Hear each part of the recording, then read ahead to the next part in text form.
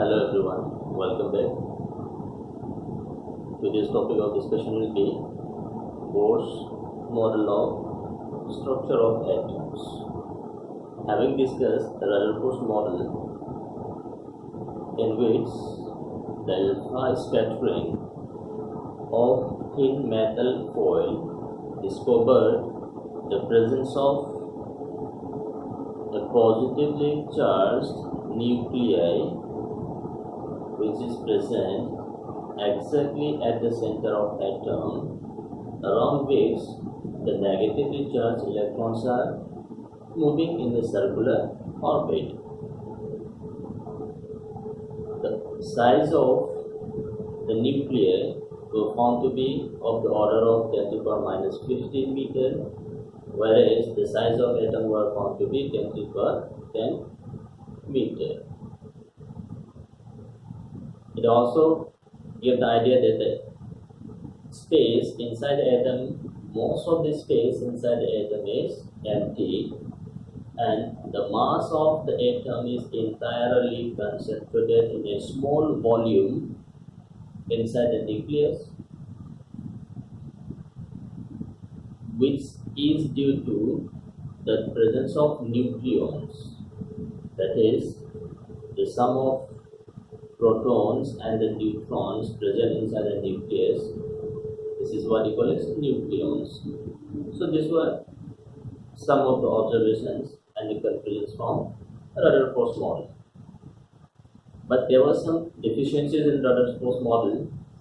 The theory never says about the stability of atom, because this theory and classical electromagnetic theory were not in agreement with each other. So according to Rutherford's model, atom could be stable only for 10 to the power minus 8 seconds.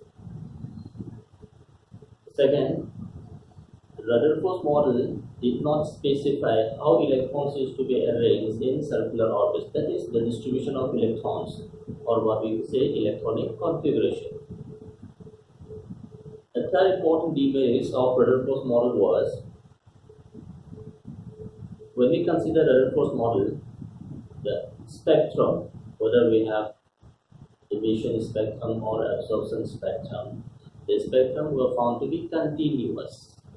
But the experimentally observed spectrum of atoms, one electron species, hydrogen or hydrogen-like, were found to be discontinuous, containing fine single lines. So these could not be explained by the Rutherford's model. To overcome the deficiencies or the demerits or the drawbacks of Rutherford's model, Bohr used the concept of quantized energy that was defined by Max Planck, quantization of energy.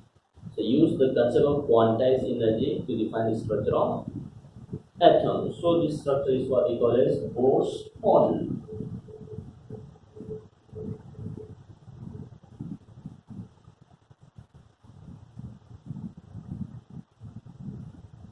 Bohr's model of atom.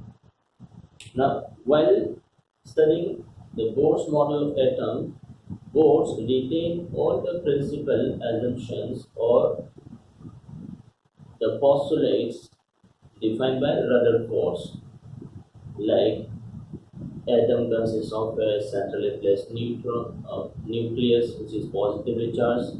Nucleus is placed exactly at the center of atom. Now, around this nucleus, negatively charged electrons revolve in the circular orbit. Apart from this, the main postulates of Bohr's model is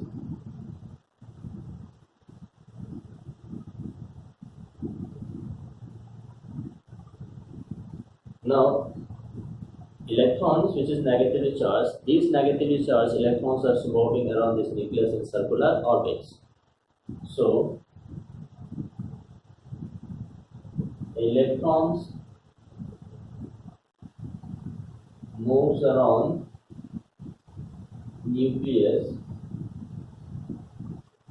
in circular orbits. So one of the postulates of Bohr's model also says electrons, which is negatively charged, moves around nucleus in circular orbit. Now, if what it says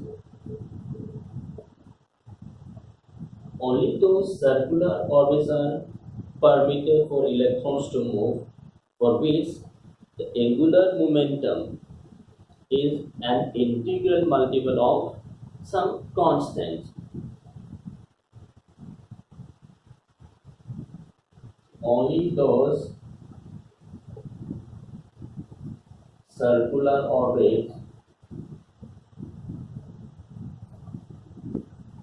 are permitted for which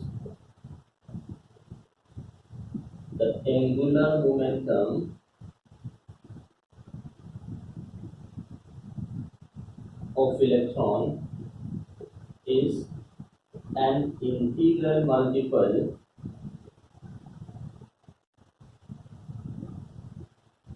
of h by 2 pi, where it is Planck's constant. That is angular momentum,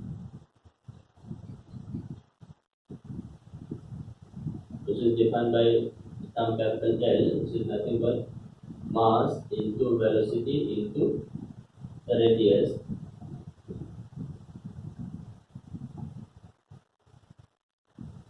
This angular momentum is an integral multiple of this value.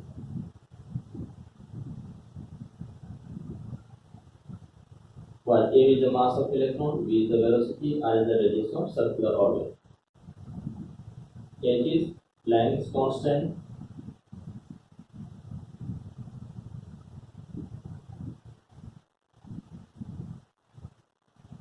M is mass of electron.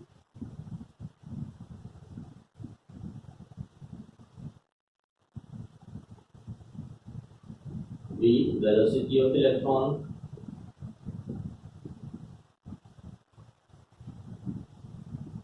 R, the radius of orbit.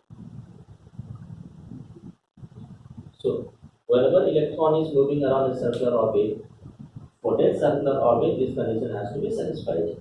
If this condition is not satisfied, electron cannot move in that particular circular orbit. So, he defined a particular condition. Says, though electrons are moving in circular orbit, but for these electrons to be in that particular orbit, this condition has to be satisfied. That is, angular momentum should be some integral multiple of this h by 2 pi. And this value of n, this is what we call as integer, which values has 1, 2, 3. These cannot have fractional value, or this cannot have zero value. This should be some integral multiples. And this n, later on this is defined as the shell number or principal quantum number.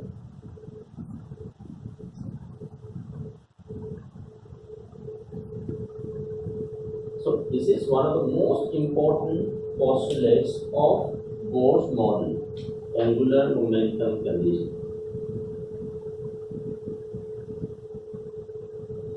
So we have electron moving in circular orbit for satisfying this condition. So those orbits in which electron is moving satisfying this condition, these are known as stationary orbits.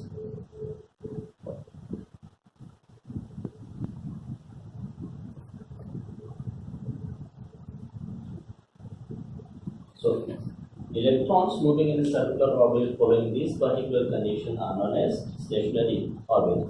So if what it says, now as long as electron is in a stationary orbit, means electrons is moving in a particular orbit following this condition, which is known as stationary orbit. So as long as electron is moving in a circular orbit or stationary orbit, it neither loses electron or loses energy. Whereas Rutherford's model says electrons moving in the field of nucleus has to emit energy continuously following a spiral path and ultimately merges with the nucleus. But Bohr's model says as long as electron is in a stationary orbit, it does not lose energy. So electrons in a stationary orbit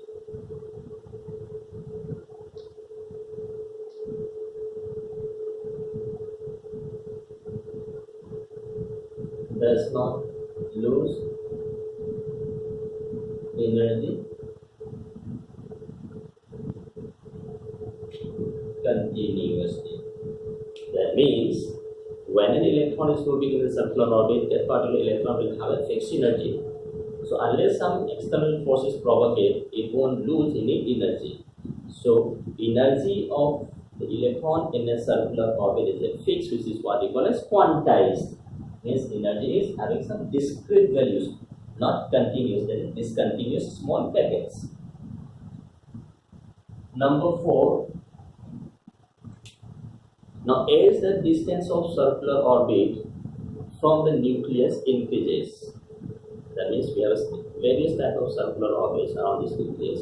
As the distance of this circular orbit increases from the nucleus, the energy of electron also increases.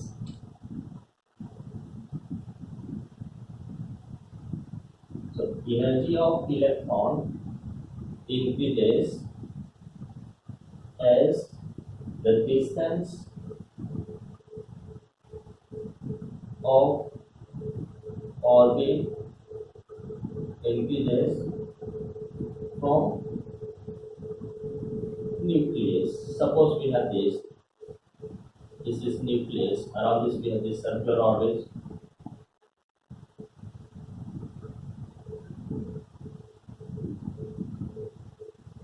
These are circular orbits. See, distance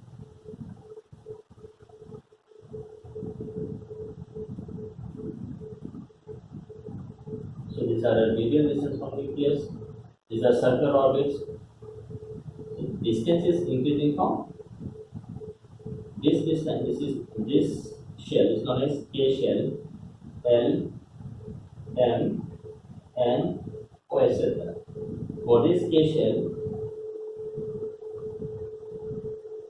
N equals to 1, 2, 3, 4, 5, 6. So energy of electron in a K shell, let this be E1. Energy of electron in L shell, this is E2. Energy of electron in the third shell, that is E3, E4 and E5, etc. Now distance of orbit from the nucleus increases. As the distance increases, energy possessed by electron in their particular orbit also increases. This is the increasing in the order of energies. So as the distance increases from nucleus, energy of electron also increases. But the energy difference between energies of two adjacent levels keeps on decreasing as we increase the distance. That means the energy difference between K and L will be greater than energy difference between L and M, which is greater than M and N. So as the distance increases, energy gap decreases. So ultimately at a very large distance, these levels will be very close to each other, and as if like a continuous spectrum will be observed. So this is energy condition and energy difference, that is E2 minus E1, that is between K and N, will be greater than E3 minus E2, which will be greater than E4 minus E3, which is greater than E5 minus E4, etc. As the distance increases, energy of electron in the circular orbit also increases. As the distance increases, energy gap between the adjacent levels decreases. So at infinite distance or a very large distance from nucleus, the plane between these two levels will be very close to each other and it will appear like a continuous spectrum. So this is the energy criterion. So this is fourth postulate, and one of the postulates of this Bohr's model also says when an electron moves from one level to another level, either it excites from lower level to higher level or electron is coming from higher level to lower level. So during this excitation or de-excitation, energies are involved in the form of electromagnetic radiation.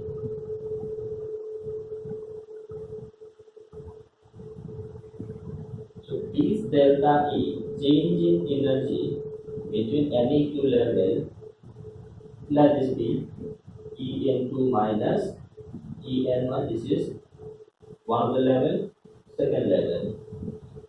This is always in the form of electromagnetic radiation. So absorption of energy or emission of energy is always in the form of electromagnetic radiation, which is Planck's constant. This is frequency of light.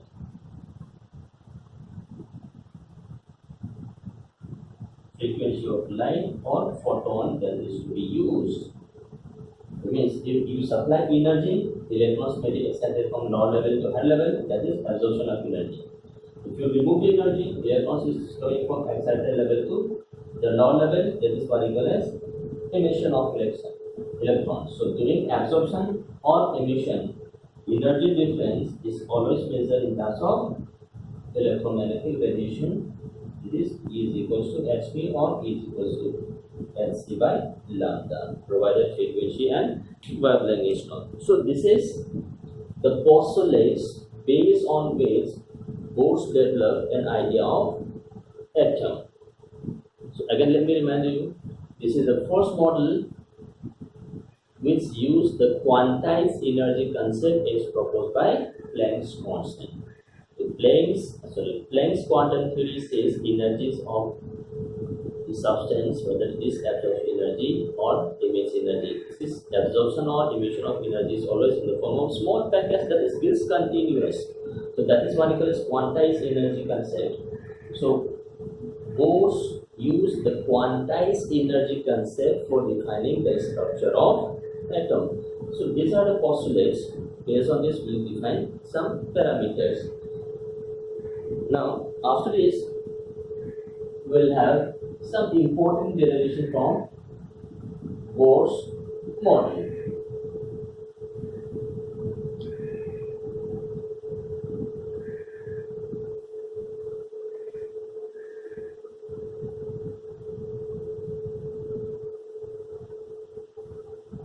Some important derivation of calculation from this Bohr's model. First, that we will discuss is the radius, calculation of radius. The radius of the orbit in which electrons are moving, and as long as this electron is moving in that particular orbit, there is no emission of energy, that is stationary orbit. So we'll find the radius of stationary orbits.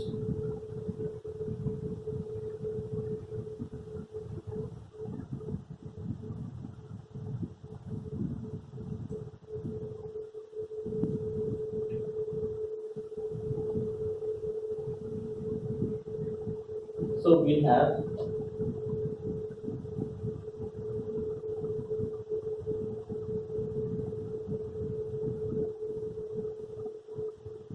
nucleus. This is the distance. We have electron here. Now this is the nucleus with charge Z. E is electronic charge. Z is the atomic number. We have electronic charge. This is the distance R. This electron at this distance is moving around this nucleus in a circular orbit. The charge on nucleus is Z, and the mass of electron is m, and this is moving with velocity v.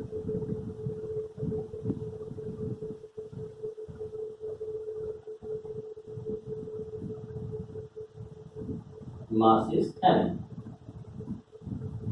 So we have an electron with mass m moving with velocity around this nucleus having charge J and a distance of r, and so we have to find this distance. Now, when this electron is moving around this nucleus in a very high speed, two conditions apply there. Electron is negatively charged, nucleus is positively charged, so we have two opposite charged particles. So, electron will be attracted by nucleus through Coulombic force of attraction. So, when a particle of opposite charge is moving in a field, so there is always an attractive force, that is inward force. Second, this electron is moving in a very high speed. So when this particle is moving in a very high speed, there is always a tendency to move outward. That is known as centrifugal force. But since electron is moving in this circular orbit, the centripetal force, that is inward force, and the centrifugal force, outward force, both will be equilibrium, both will be balanced. If this balance is not there, either electron will collapse with nucleus or electrons will move away from nucleus. So for these electrons to be in this circular orbit, the centripetal force and the centrifugal force has to balance. That is,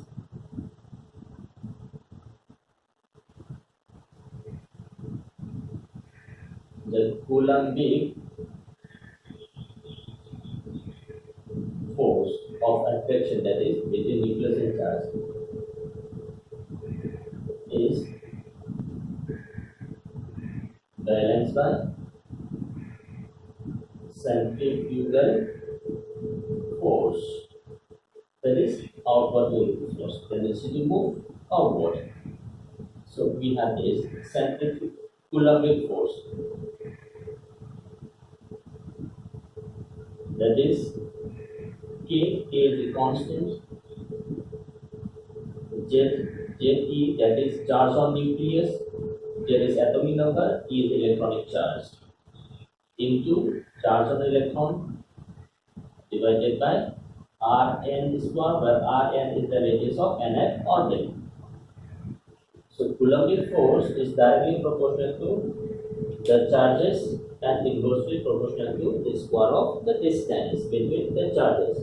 These are the two charges, charge of electron, charge of nucleus, distance is Rn, and this Coulombic force is exactly balanced by the centrifugal force. This centrifugal force is mass of electron, velocity of electron in nth orbit, square divided by Rn. So this is centrifugal force, this is Coulombic force. So both are balanced. This condition has to be satisfied at each and every point. So therefore look at this. What is K? K is equals to 1 by 4 pi epsilon naught.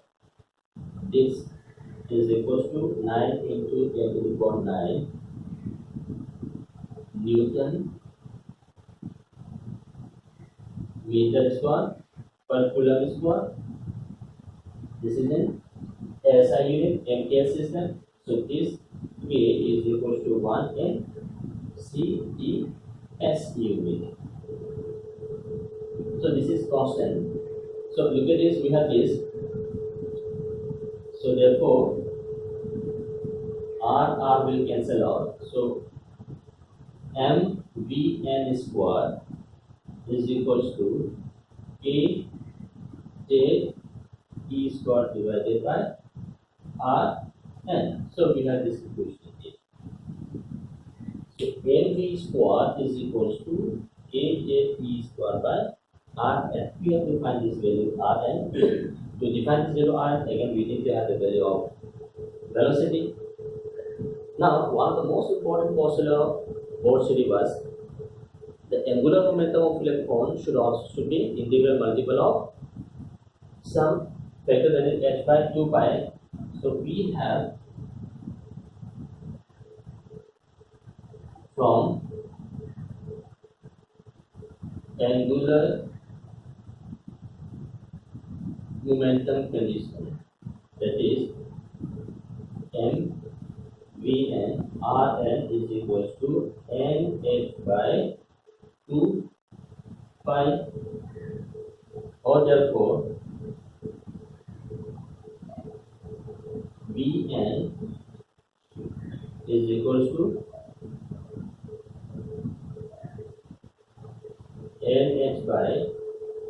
2 pi m Rn or Bm square is equals to n square h square by 4 pi square m square Rn square. So this is V square. Let this be V. Now using this V square in A means V in A, we have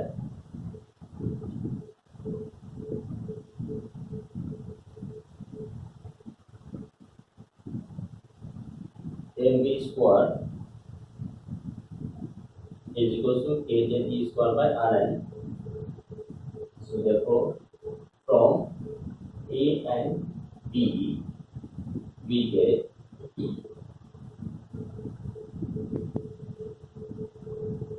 mv square is L square h square by 4 pi square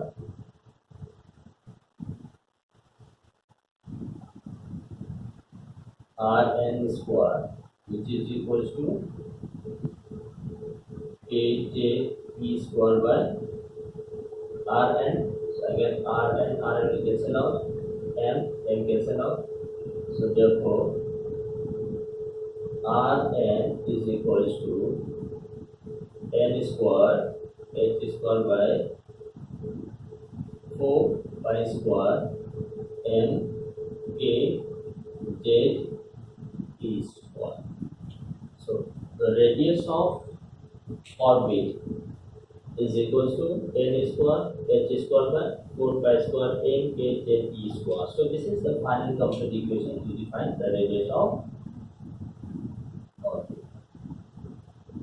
If you look at this equation carefully, E is electronic charge, Z is atomic number, E is a constant, you can define it.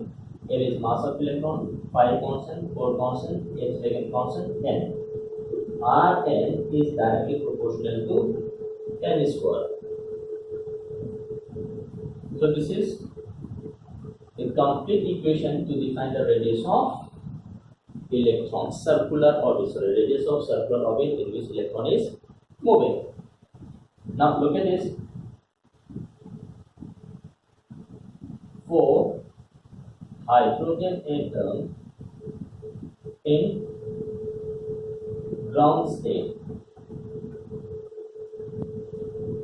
So for hydrogen atom, atomic number is 1. Ground state means when the value of n is equals to 1, the lowest state in which electron is moving, that is defined as the ground state. So we have this equation 1. So at this condition, so we have R1, the radius of first orbit, that is h square divided by 4 pi square m k e square. If you look at this equation, R1, that is energy of radius of the first orbit of hydrogen atom. H is a constant, 4 pi constant, mass of electron is a constant, K constant, E constant. So if we use the values of all these constants, these comes out to be 0.529 angstrom. So these value, the radius of first orbit is always a fixed value, that is 0.529. So these value are not, this one is Bohr's radius.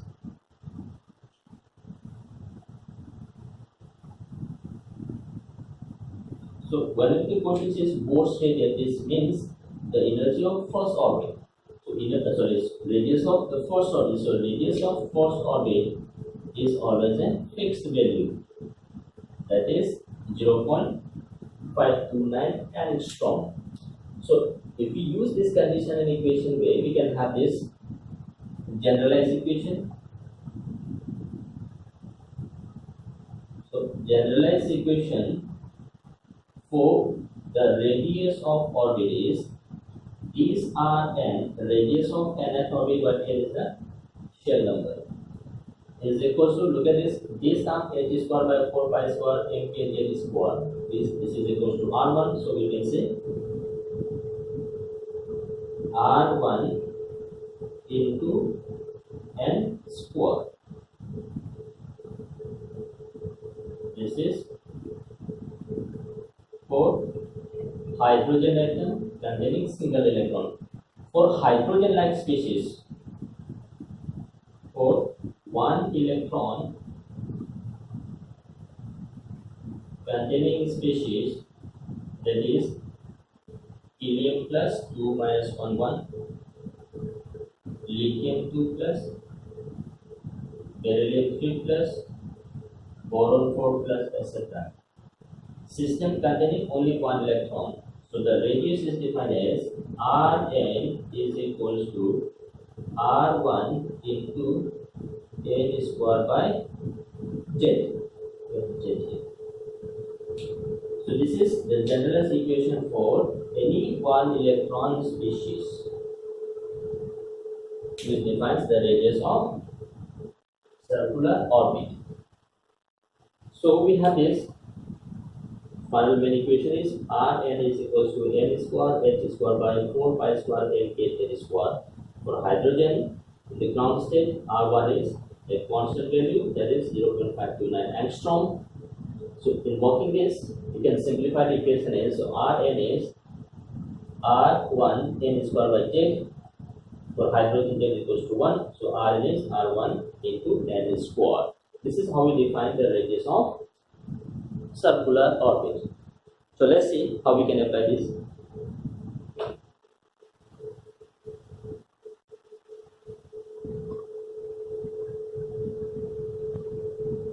So for hydrogen atom, let's see Rn, R2, radius of second orbit. So R2 is n equals to 2. So R1 into 2 square. 2 square into R1, that is 4 times R1, if we have the value of R1, 0.529 angstrom. R3, 3 square into R1, that is 9 times R1. R4, 4 square into R1, that is 16 times R1. So therefore, for hydrogen atom, the ratio of radius R1 is to R2 is to R3 is to R4 is equal to 1 is to 4 is to 9 is to 16.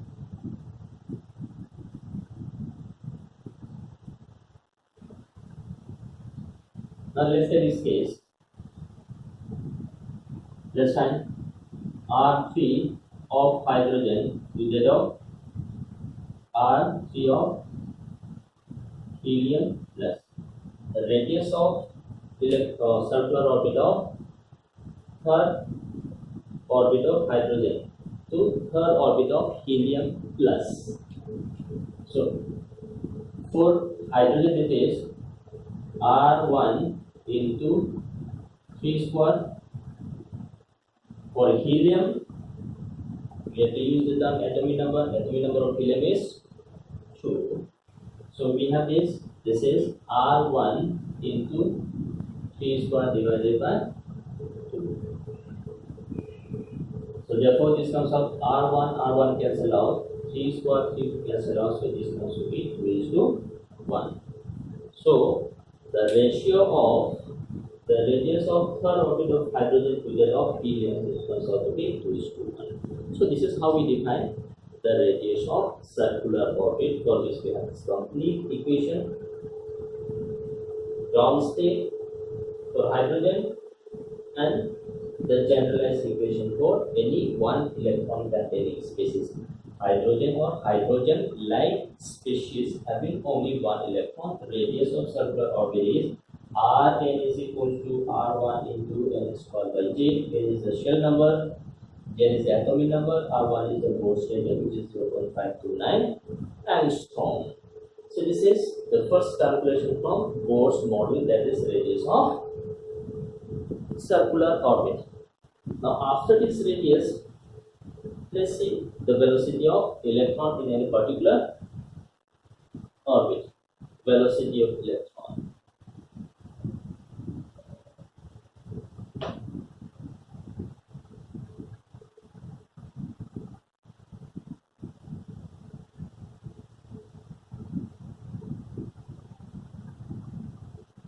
Second, velocity of electron in any circular orbit.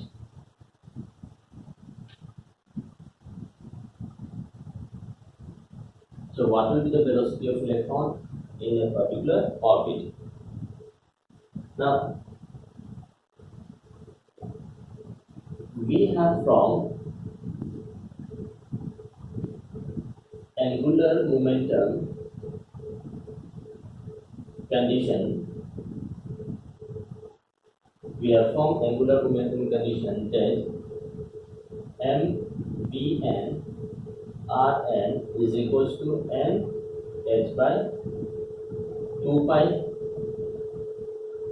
or therefore look at this, velocity of electron in nth orbit is equals to nh by 2 pi m Rn.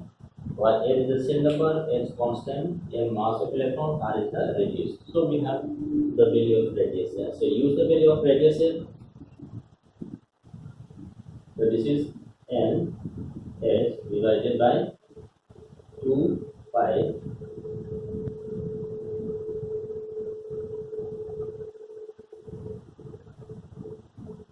m Rn, that is n square h square by 4 pi square m k j e square. This is r. Pi will cancel, m will cancel,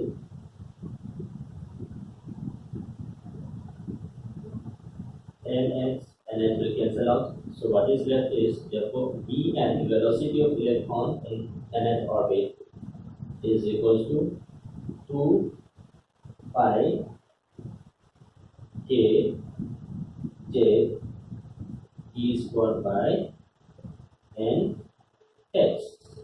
This is the final equation for velocity of electron in nth orbit. Velocity of, that is the equation number 4. Again look at this. We will shorten this. For hydrogen atom in the ground state, that is n equals to 1, n equals to 1, ground state of hydrogen atom. So V1, velocity of electron in the first orbit of hydrogen atom, this is 2 pi k e square by x. All the terms involved are constant. So if you use the values of all these constants, this comes out to be 2.18 into 10 to the power 6 meter per second. So this is the velocity of electron in the first orbit of hydrogen atom, which is 2.18 into 10 to the power 6 meter per second. So therefore, for one electron species, that is helium plus, lithium 2 plus, beryllium 3 plus, boron 3 plus, or hydrogen, this Vn is equals to V1, this is V1 j by n. So if you look at this, velocity of electron is inversely related to shell number. As the shell number increases, velocity of electron decreases. What is, look at this, Rn is directly proportional to n square, but Vn is inversely related to n. So as the distance increases, the velocity of electron will decrease.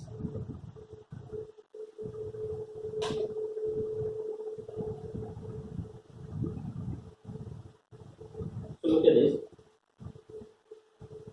for hydrogen atom V2, velocity of electron in the second orbit, that is V1 by 2, that is half of this value. Velocity of electron in the third orbit, V1 by 8, that is 1/3. Z equals to 3, 3. So V1 by 3, Z equals to 1/4. So let's take this. Velocity of electron V3. Hydrogen. Velocity of electron in the third orbit of lithium 2 plus. Let's see this way. So for this hydrogen, we are looking at this. V3 is V1 by 3.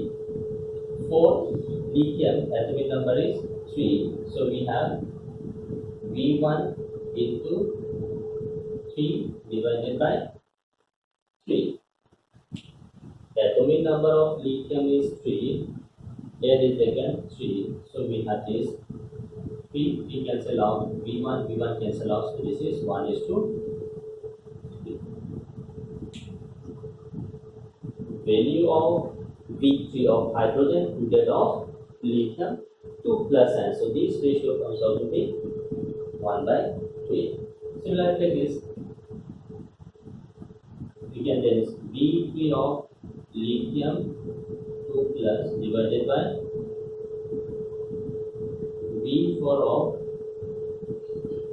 beryllium 3 plus. Beryllium atomic number 4, so we have to carry this is V1 into 3 Z divided by 3. For beryllium, that is V1 into 4, the atomic number is 4. Here is again 4. So this cancel out, this cancel out. So this ratio comes out to be 1:1. So velocity of electron in the third orbit of lithium plus 2 to that of fourth orbit of beryllium 3 plus n is 1:1 the ratio. What will have some velocity. So this is the velocity of electron in nth orbit.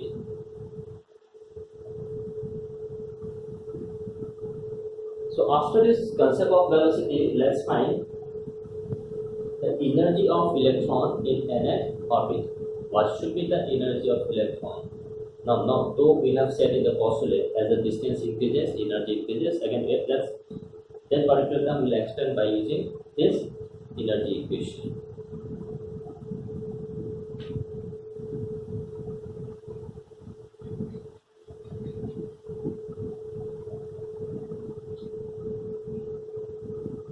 Energy of electron.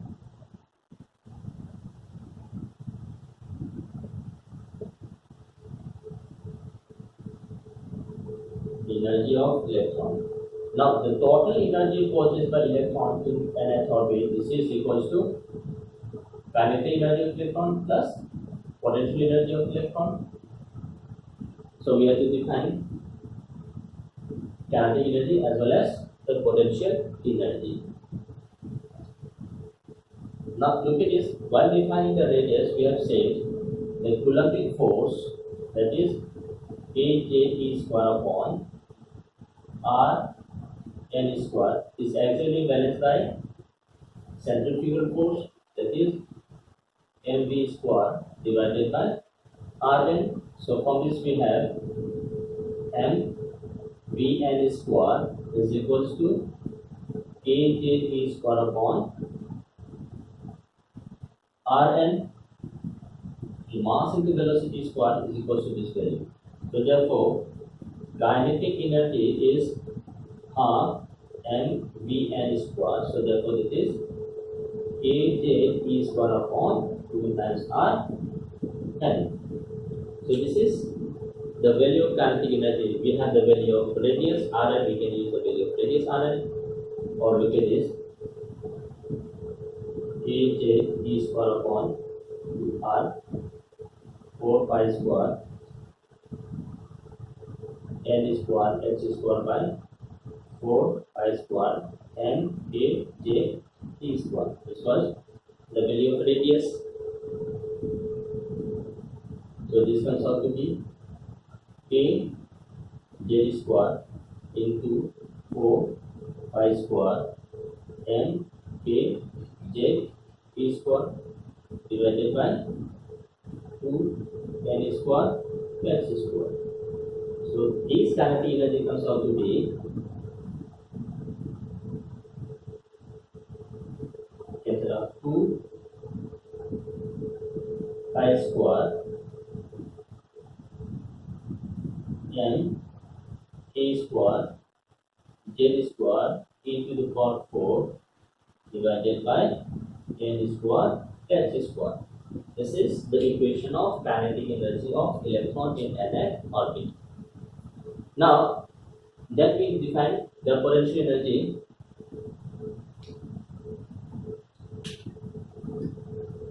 Potential energy of electron is due to the position of electron.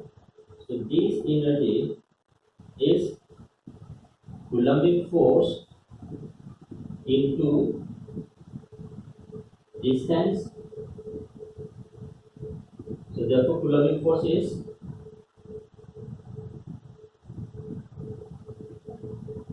A z square by Rn square into Rn. Now this potential energy will have a negative sign. So this comes out to be K minus Kz e square by Rn. So if you look at this, compare this equation. Kinetic energy is Kz e square by 2Rn. Potential energy is Kz e square by Rn. So therefore look at this.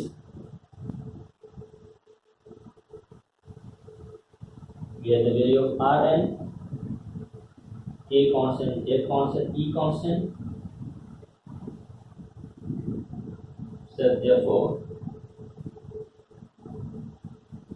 potential energy of electron is equals to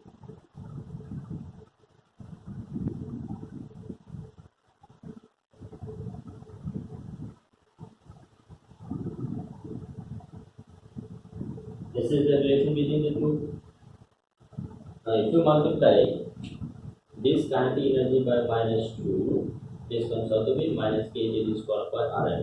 So the ratio of potential energy to the kinetic energy is minus 2:1. So we can, so therefore potential energy equals 2 times minus 2 times kinetic energy. So therefore look at this.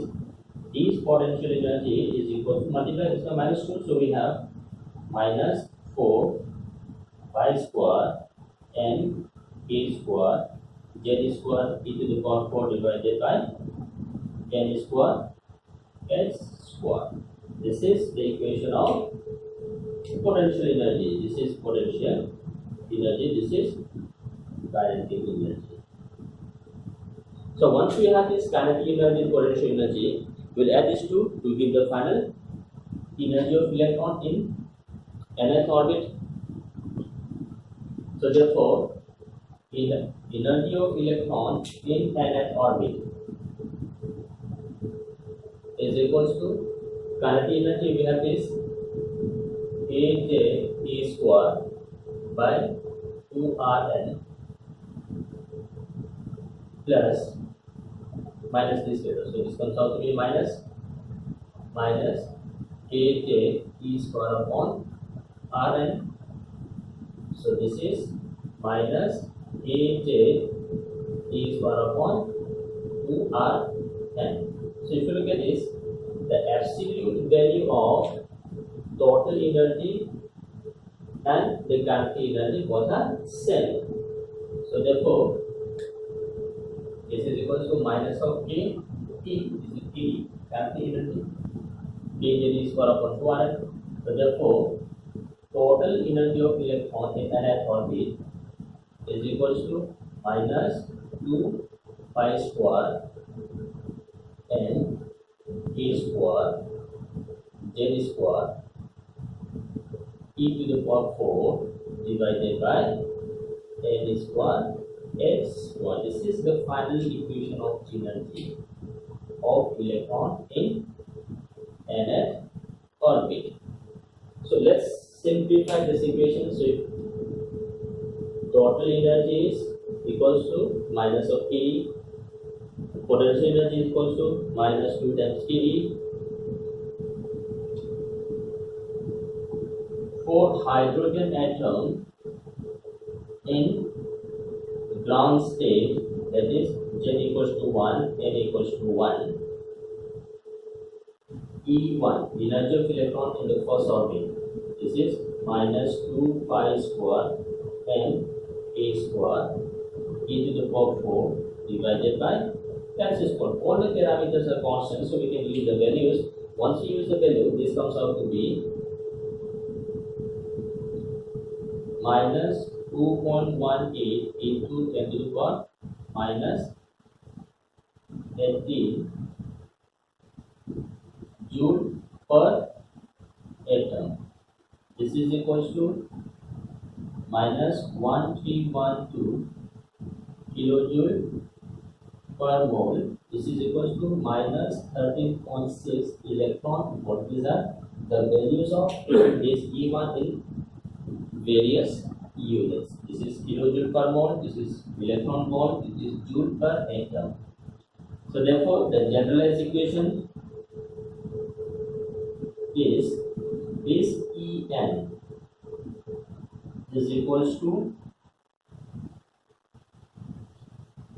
E1 into Z square divided by N square. This is the generalized equation for energy of electron in any circular orbit of one electron species having only one electron. So these are the equation for kinetic energy, potential energy, total energy, relationship between total energy and kinetic energy, relation between total potential energy and kinetic energies. Now we have this. This is energy of electron in the first orbit of hydrogen, which is always a fixed quantity. This is generalized equation. Now, while discussing the postulates of Bohr theory, we said as the distance from nucleus increases, energy of electron also increases. Let's explain this. Before this, let me explain this. Why energy of electron is negative? If you look at this equation, energy of electron is always negative. So, energy of electron is negative because energy of electron at infinite distance, it is very far away from nucleus. At infinite distance, the energy of free electron is zero. When this electron is brought nearer to nucleus, this electron has to release energy because electron is negatively charged, nucleus is positively charged. So, in presence of this nuclei, this electron is bound by attractive force. So, when an electron is brought from infinity, so one of the postulates says as the distance from nucleus increases, energy of electron increases. So let's see. For hydrogen, E1 minus 13.6, E2 minus 3.4, E3 minus 1.5. So if you look at these values, so moving from 1 to 2, 2 to 3, as the distance of radius increases, energy of electron also increases. But in the same postulate, we also mentioned as the distance increases, energy difference between two adjacent levels decreases. So look at this. Let's say this energy difference. E2 minus E1 is E3 minus E2 is 1.9. So as the distance increases, energy gap decreases. So at the infinite distance, a very far distance from nucleus, the sensitive levels are overlapping each other, giving like a continuous spectrum. So this was the energy criteria. So let's use this. E3 of hydrogen to that of E4 of helium. Let's take this issue. E3 of hydrogen, E3 is E1 by 3 square. So we have this relationship, hydrogen E1 by N square. E4, again this is E1 Z square by N square. Z square of is 2 square, atomic number of helium, divided by N square, that is 4 square. So E1 cancel out, so we have 4 square divided by 2 square into 3 square, that is 16 by 4 into 9. So this comes out to be 4 by 9. So energy of electron in the third orbit of hydrogen to that of fourth orbit of helium plus is always 4 is to 9. So this is how we can define energies. So I have given you why energy increases with distance, why energy can decreases with distance, why energy of electron is negative. So what is the meaning of the values negative sign in front of the energy equation? This is the equation for energies. Now let's find some other values.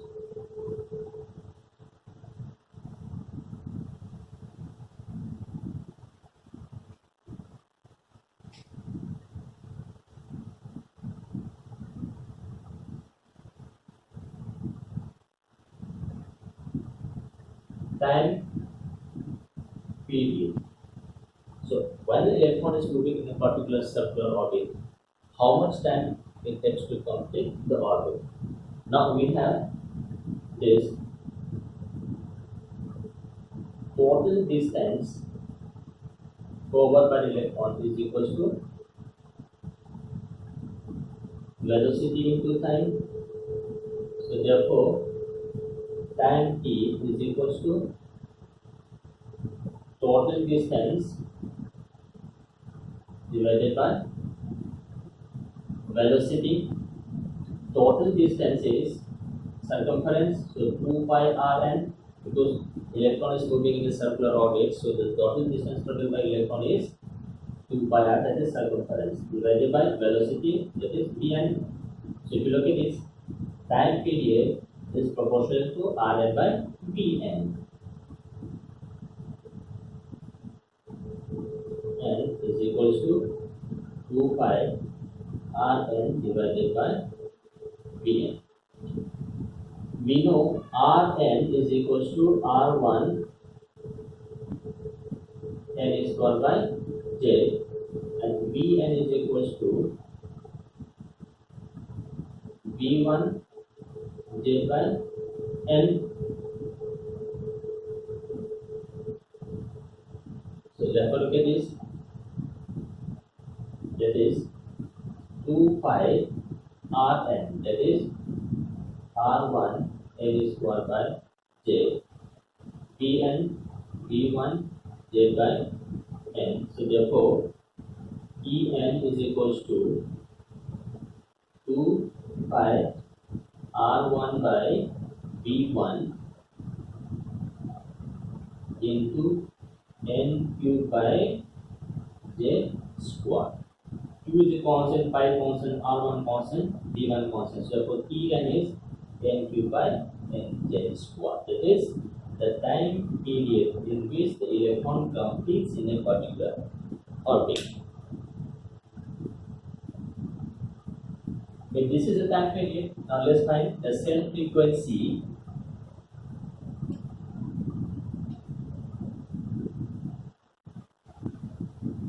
orbit of shell frequency. Orbit of cell frequency. So frequency is 1 by time t. That's the times by time t.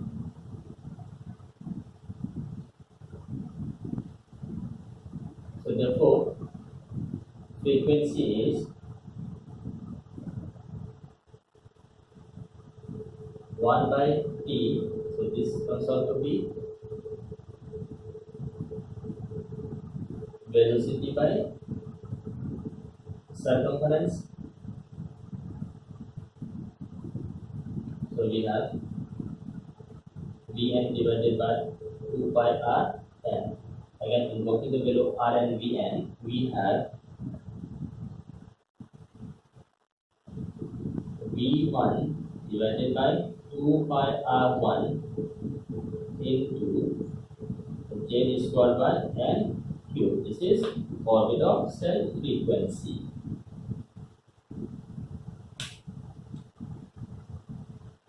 So we have defined time period, we have defined the cell frequency. Now after this, let's define total number of waves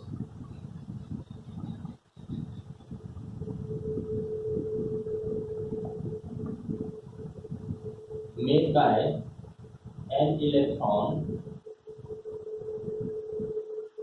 during one complete revolution. Total number of waves made by an electron during one complete revolution is equals to the shell number, that is the value of n, crystal quantum number. So that means number of waves made by electron in first orbit, that is 1. Number of waves made by electron in second orbit, that is n equals to 2. Number of waves made by electron in the fifth orbit, that is n equals to 5. So total number of waves made by electron during one complete revolution is equals to shell number, or that is the value of n.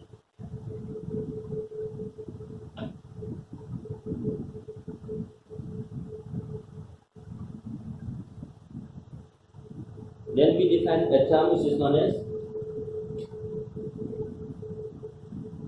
excitation energy.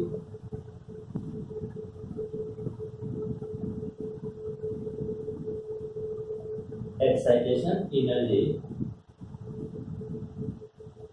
Now, first of all, we define what is excitation energy. Excitation energy means energy required to transfer an electron from lower level to higher level. That is what we call as excitation process. Energy required to transfer an electron from lower level to higher level. That is we call as excitation process. That means suppose electron is to be transferred from N1 to N2. While N1 is a lower level, N2 is a higher level. Then how much energy is required? So this energy required is delta E, that is En2 minus En1. Means if electron is to be transferred from this level to this level, that is lower level, this is high level. So how much energy you have to supply? This energy you have to supply. Any energy less than this gap, electrons will not be excited. So for excitation, energy should be equal to this. Now this excitation process is through energy in the form of photons. So this delta E, that is difference of energy between the two levels En2 minus E1, this is always in the form of electromagnetic radiation, that is X nu or Fc by lambda. So this is the meaning of excitation, means you have to transfer electrons from lower level to any higher level, for which we have to supply energy. So this value will always be positive, means we are supplying energy, that is excitation energy. Then again we have a term which is known as ionization energy.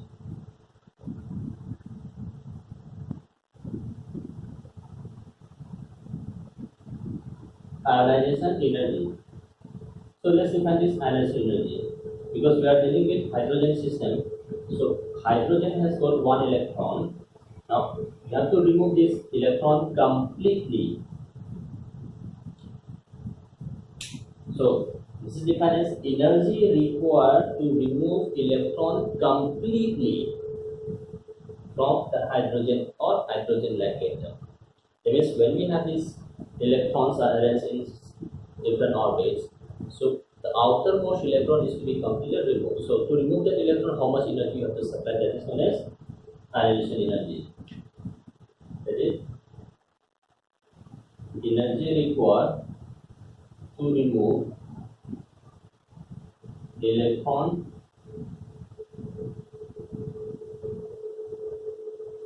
completely. That is ionization energy. That means the last electron will always be present in the ground state. That is, you have to transfer electron from this ground state n equals to 1 to n equals to infinity. So this is the meaning of complete removal of electron from ground state, and this electron is to be sent to the infinitely large distance. So how much energy is required? So therefore this energy required, that is delta E, is equals to ionization energy. This is equal to energy of electron in infinity minus energy of electron in the ground state. So energy of electron at infinity is 0. So this is equal to minus of E1. So for hydrogen E1 is minus 13.6. So this is 13.6 electron volt. So ionization energy of hydrogen is plus 13.6. This is the ionization energy of hydrogen. Now we have to define ionization energy of one electron species.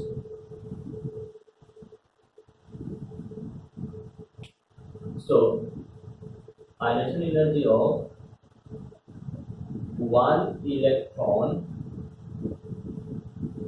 species, that is helium plus, lithium 2 plus, beryllium 3 plus. So ionization energy is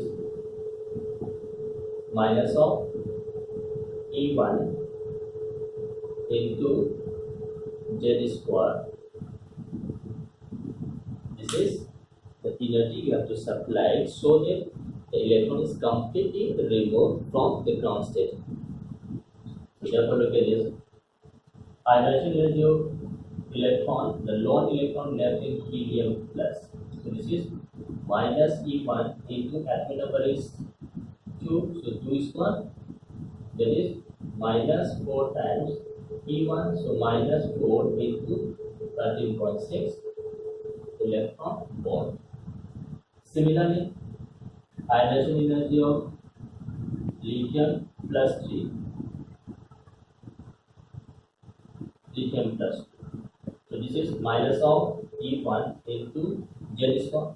Lithium atomic number is 3 square. So this is minus 9 times E1, that is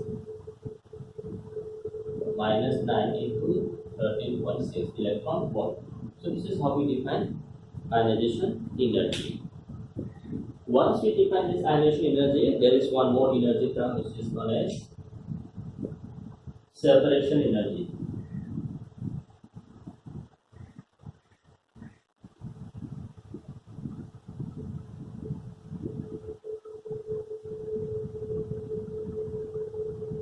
Separation energy. Now let's define what is separation energy. Now we have transferred electrons to a excited state. Now from this excited state, electron is to be completely removed. So energy required to remove electron completely from an excited state, that is known as separation energy. But if the electron is to be removed from the ground state, then this is known as ionization energy. Means electron has to be transferred from ground state to infinity. Whereas in case of separation energy, electron is to be removed from some excited level. So that is separation energy. So therefore, this is known as energy from some excited state. These electron in excited state should be transferred to n equals to infinity. So therefore, separation energy is equals to energy of excited state, energy of electron at infinity minus energy of electron in some excited state. Energy of electron at infinity is 0. So therefore, this is equal to minus of energy of excited state. This is the separation energy. So these are the various energy that is used in Bohr's theory. So from this Bohr's theory, we could find what is the energy of electron in any particular orbit, and if suppose electron is to be completely removed, how much energy we have to supply, or if electron is to be transferred from one level to another level, how much energy we have to transfer, means supply for different types of one electron species. If electron is in a circular orbit, what is the radius, what is the velocity, what is the time period of this electron, and how much wave will be made by electron during the complete revolution, and what is the cell frequency. All these parameters are calculated from Bohr's model, which for the first time introduced the concept of quantized energy level based on Planck's quantum theory. So this is Bohr's theory and some important derivatives from Bohr's theory. Hopefully you have enjoyed the class. We'll continue with